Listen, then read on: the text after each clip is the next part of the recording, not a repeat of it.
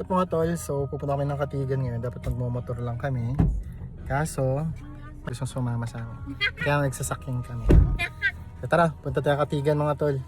So yun mga tol, packet dito sa Katigan, dadaan ka sa may TF Davao, yung entering Davao from Digo City. So liliko ka papuntang kanan. Pagpaakyat na kayo, may makikita kayong Mountain Breeze Resort na signage. Dire-diretso lang kayo niyan. So madilim yung daan dito mga tol at paakyat pero safe lang naman.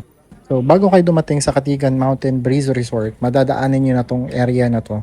May mga tindahan, may mga kainan at may mga kapehan. So ito expect yung mga tol, medyo madilim yung daan. Paakyat dito halos ganito yung daan.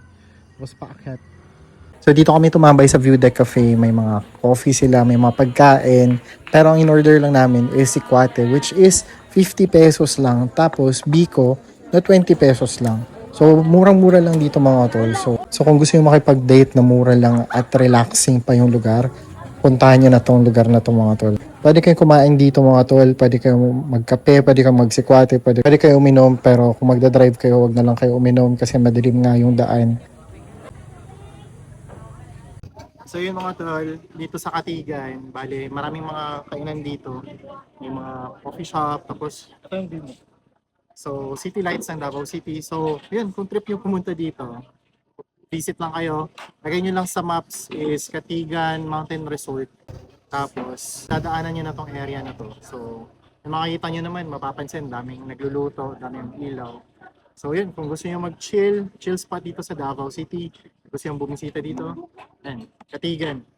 Nandito kami ngayon sa View Deck Cafe. So dito kami nag-pwesto. So hanap lang kami ng masarap na kape dito, tapos chill lang.